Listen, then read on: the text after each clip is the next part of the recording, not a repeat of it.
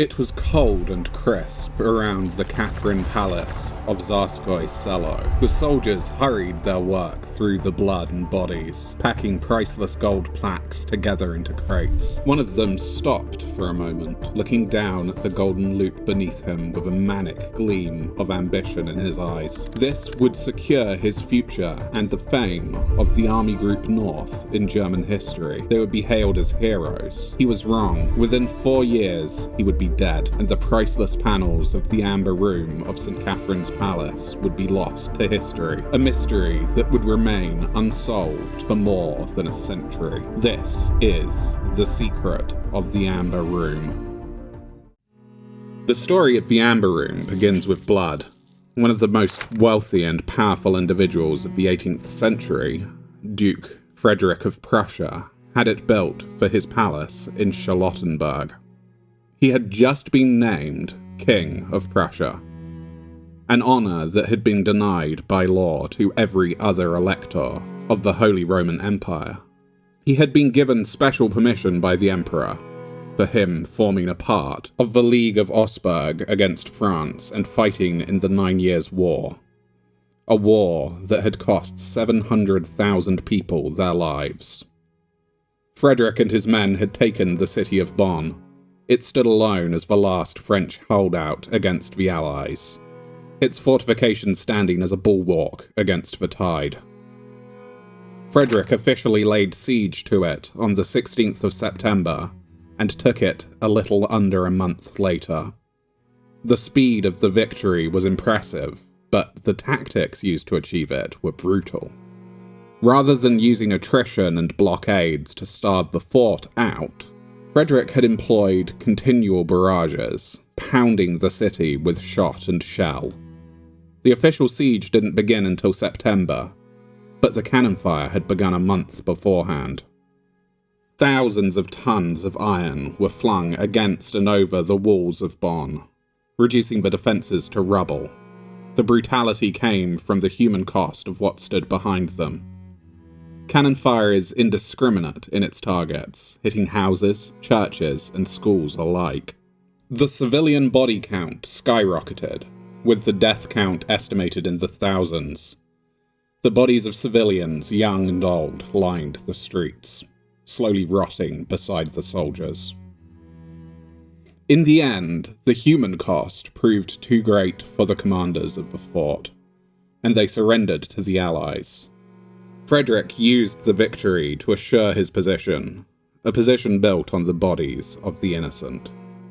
His new wealth went into his homes, one of which being the palace in Charlottenburg. He had originally intended to build the Amber Room there, but due to some political machinations, and the urging of his wife, it would eventually be installed at the Berlin Palace instead. The finished creation was magnificent, 6 tons of amber, gold, and jewels, and proclaimed as the 8th wonder of the world. Monarchs from all over the world came to admire it, including Peter the Great of Russia. He adored it so much that Frederick's son, William I of Prussia, gave it to the Russian king as a gift. The wall panels were shipped to the Catherine Palace in 1716. Of course, it was only one of many artifacts with a bloody history stored there. Feel free to list any other examples in the comments below. Looking at any of the surviving evidence of the original, the carvings and decoration were exquisite, well worth its title as a world wonder.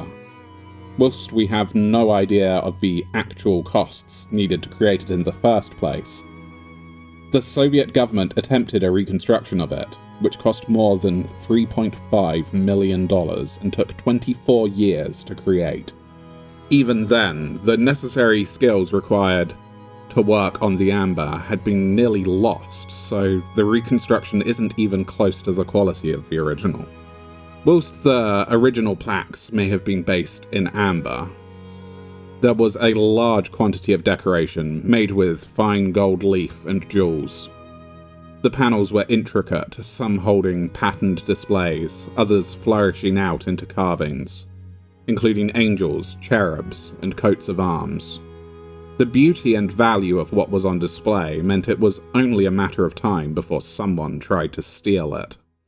But the circumstances necessary for stealing an entire room out of one of the best-guarded palaces in the world would need to be dire, like the entire country being plunged into a war. But then, there are many examples of famous works of art being stolen during war times. Feel free to throw in some examples in the comments below to discuss. The Russian royal family were overthrown during the Bolshevik Revolution shortly before the Second World War. But it would take the invasion of the Nazis in 1941 to finally remove the Amber Room from the country. As the German army began to advance towards St. Petersburg, the Soviets attempted to remove the room, but were faced with a problem. When left stationary and allowed to dry out, amber becomes very brittle, meaning that its removal would have caused the panels to break. With no time to gather the relevant experts and equipment, the Soviets opted to hide the priceless panels behind cheap wallpaper. Of course, with a piece this valuable and famous, it would have taken a colossal stroke of luck for the panels to go unnoticed. They were quickly discovered by the Germans as they invaded the city. As the Soviets held out desperately throughout the city, the Army Group North were tasked with removing the room panel by panel, under the watchful eye of two experts in amber. The panels were stacked into properly padded wooden crates and shipped to Konigsberg and set up to be displayed in the town's castle. It would not remain there for long, however. With the Americans joining the Second World War later in the same year, the tide of the war began to turn. The German forces began to lose ground to the Allies in the west and faced another terrifying prospect in the east, the Russian winter. It almost seemed as though the country had sensed the theft of its precious art and was out for revenge.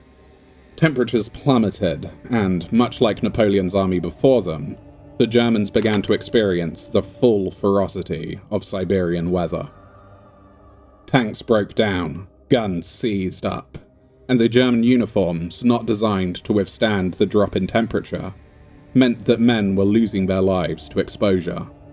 The Germans began to retreat, falling back to Berlin. As the Allied forces pressed further into Germany, orders were given to remove the most valuable pieces they had stolen to the nation's capital. Albert Speer, Reichsmaster of Armaments, began making preparations to remove the looted art. He made two miscalculations, however.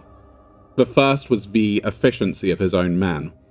Moving the room took hours of painstaking preparation, planning, and packing under the care of experts, and the Allies moved too quickly for his beleaguered administrative staff to keep up with. The second was the courage of his officers.